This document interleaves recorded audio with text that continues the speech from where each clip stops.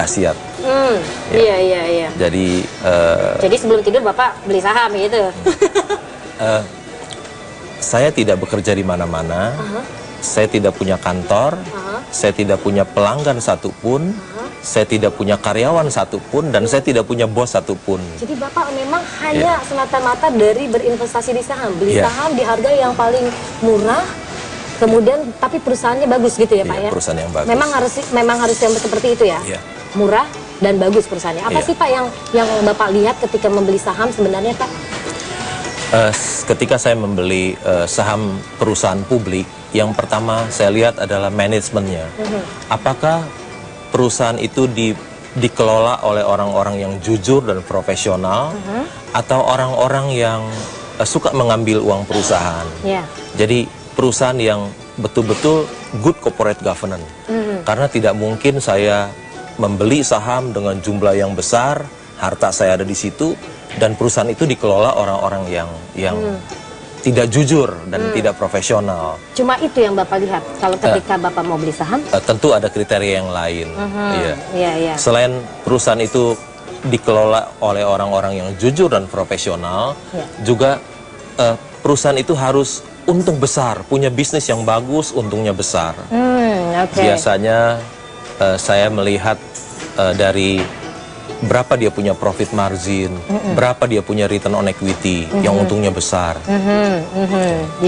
Itu harus rajin itu datang-datang ke pertemuan-pertemuan investor gitu ya, RUPS dan segala macam biar tahu gimana perutnya perusahaan kan Pak Keng Hong. Datang saja ke RUPS itu tidak cukup. Untuk melihat perusahaan itu untung besar, kita harus membaca laporan keuangannya. Di laporan keuangan itu bisa tertera berapa laba bersih dari perusahaan itu. Jadi selain manajemen yang bagus, perusahaan yang untung besar, bisnisnya bagus, juga perusahaan itu bertumbuh atau tidak.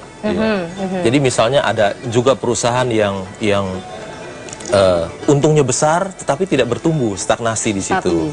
Untungnya doang yang gede tapi nggak ini ya, nggak membesar gitu ya. Ada 4 macam perusahaan. Ada perusahaan yang rugi terus, ada perusahaan yang nanti untung nanti rugi, ada perusahaan yang terus untung tetapi tidak bertumbuh. Yang kita cari adalah perusahaan yang untung besar tetapi terus dia bertumbuh.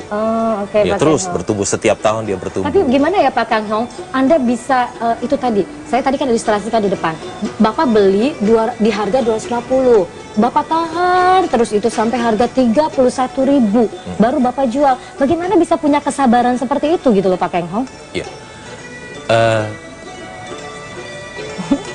Sabar.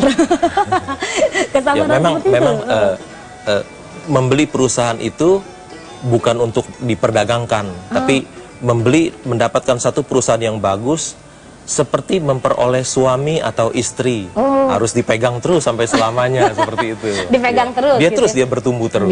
Biar dia yang bekerja gitu ya Pak ya untuk kita. Gitu Pak Keng Hong.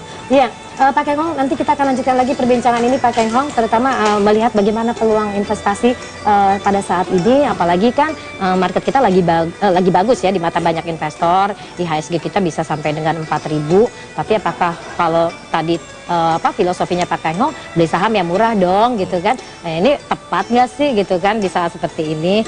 Nah pemirsa, kami juga undang Anda kalau ingin ikut dalam dialog ini, kami undang di nomor 58 30 40 50. Tapi kita lanjutkan lagi nanti selepas selingan berikut ini. Yang akan bergabung dengan kita Mbak Krisna di Jakarta.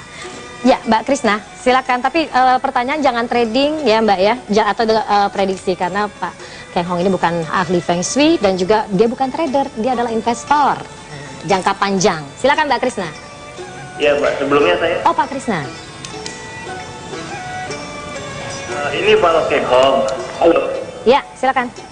Kalau Keng Hong, saya mau tanya, saya itu tertarik dengan statement Bapak yang bilang kalau untuk mengambil perusahaan-perusahaan itu carilah yang manajemennya bagus, jujur, dan dia bisa membawa perusahaan ke pertumbuhan yang lebih baik. Nah itu saya pengen tahu gimana cara tahunya ya Pak ya. Sedangkan saya kan kalau seandainya lihat dari komputer atau internet itu cuma bisa lihat data gitu, saya nggak bisa tahu apakah orang yang membawa perusahaan ini bagus atau enggak, jujur atau enggak gitu Pak.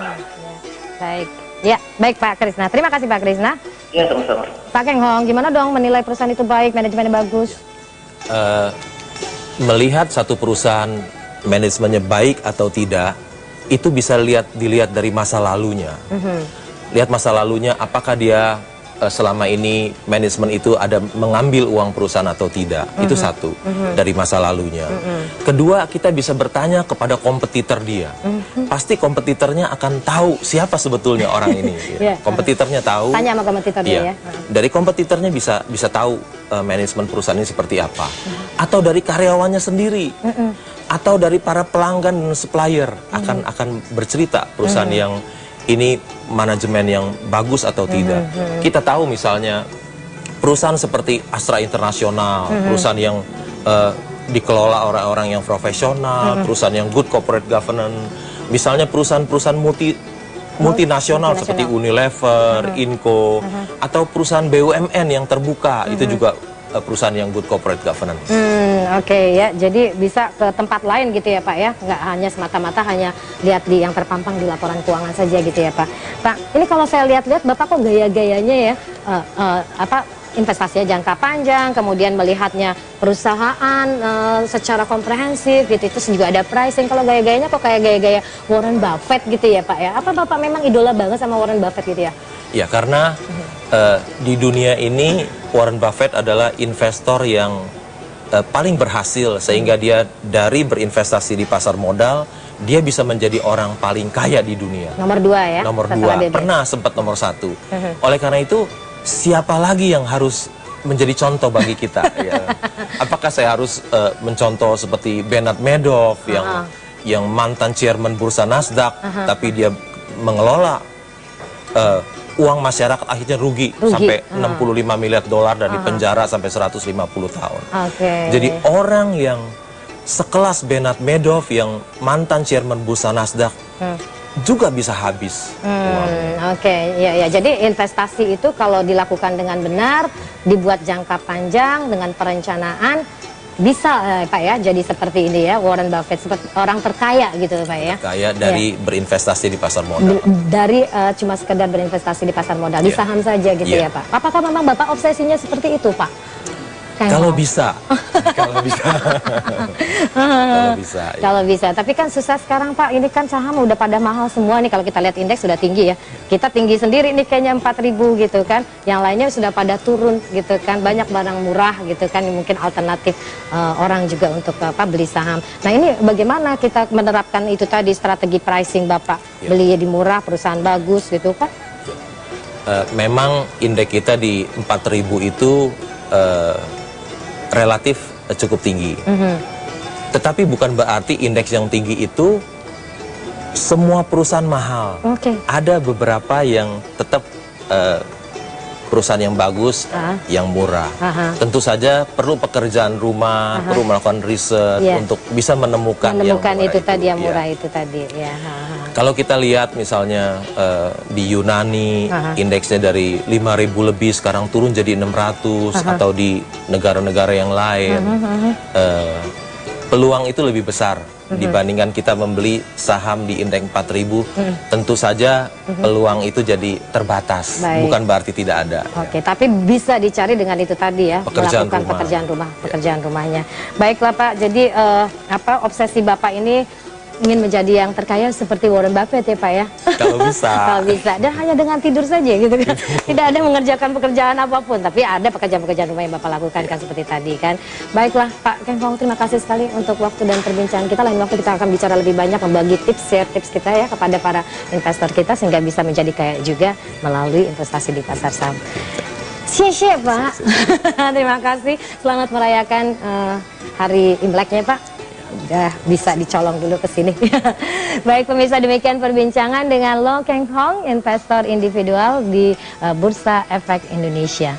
Menjadi kaya melalui investasi di pasar saham. Terima kasih atas perhatiannya. Kita lanjutkan lagi 8-11 Show.